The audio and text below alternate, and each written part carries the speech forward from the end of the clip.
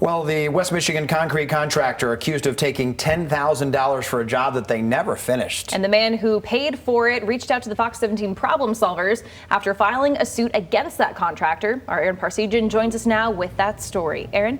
Yeah, Derek and Annie, this incident stretches back to last fall, and the guy I spoke with says his driveway was left in such a bad spot there was almost permanent damage done to his home. This right here, when I purchased the home, was all falling into the house. I had some rock in there, but it was really falling. I needed a retaining wall. David Uccello says in October he hired Eric Demarest of Ram Concrete and Flatwork to fix his failing driveway at his newly bought home. The cost of the job, roughly $20,000. Uccello says he paid half down. They were out here the first day that I actually gave him the check, and they excavated it about, to about here. That was the last time I saw him.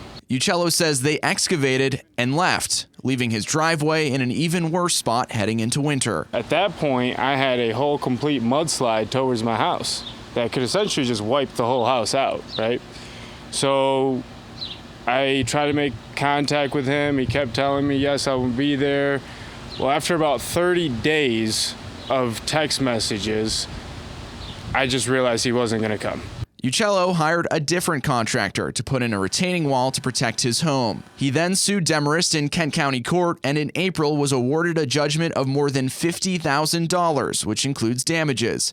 But Uccello says Demarest won't pay up. He's unwilling to cooperate with the courts. He's unwilling to cooperate with any juncture of this lawsuit. So I have a judgment that I really can't collect on. According to documents obtained by Fox 17 problem solvers, Eric Demarest filed for Chapter 7 bankruptcy on July 15th. In his filing, numerous creditors are listed, including individuals and companies, totaling nearly $174,000 owed. Last week, I called Eric Demarest to ask him about what's going on. He refuted Uccello's claims and said he'd have his attorney send me information and a statement within a couple days. We waited 4 days and still heard nothing. So we visited a home we heard he was doing work at. We waited in the driveway for someone to come outside, and in a few minutes, someone inside saw us, closed the doors, the windows, and we left. Hopefully he will man up and make this right, because I will put whatever is in the past as long as it's made right.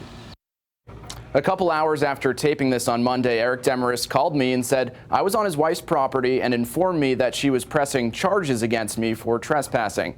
Now, I nor the photographer I was working with saw any no trespassing signs on the property, and we are fully cooperating with local law enforcement. Demarest also told me if we ran this story, he'd be suing me for defamation.